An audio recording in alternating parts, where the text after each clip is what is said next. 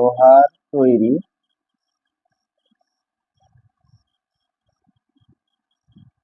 কোন দণ্ডকে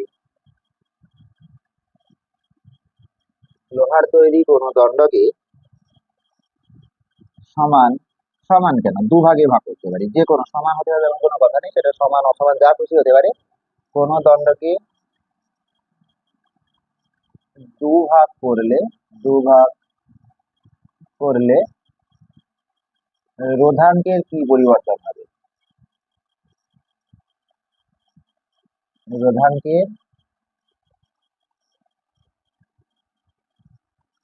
কি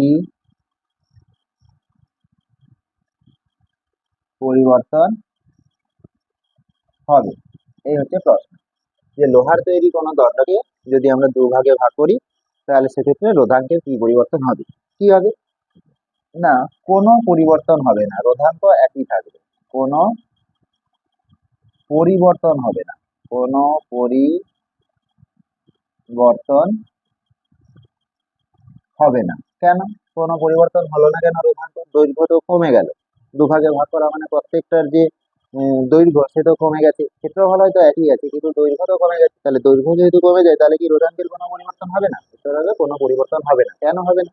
কারণ প্রথমে সেটা কি ছিল? লোহা ছিল, তার একটা নির্দিষ্ট রোধাঙ্ক ছিল, এখন তাকে দুভাগে ভাগ করার ফলে প্রত্যেকটা দৈর্ঘ্য কিন্তু লোহার তৈরি, প্রত্যেকটা দৈর্ঘ্য কিন্তু লোহারই উপাদান, অণু পরমাণু সেইগুলো দিয়ে তৈরি, তাহলে এখানে উপাদানের কোনো পরিবর্তন হচ্ছে না।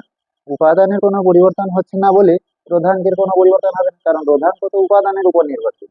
তাহলে যেহেতু এখানে দুভাগ, তিন ভাগ বা আরো যত খুশি ভাগাভাগি করা হোক না কেন, সেক্ষেত্রে যেহেতু উপাদানের কোনো রকম আমাদের পরিবর্তন হচ্ছে না, তাহলে সেক্ষেত্রে রোধাঙ্কেরও কোনো পরিবর্তন হবে না।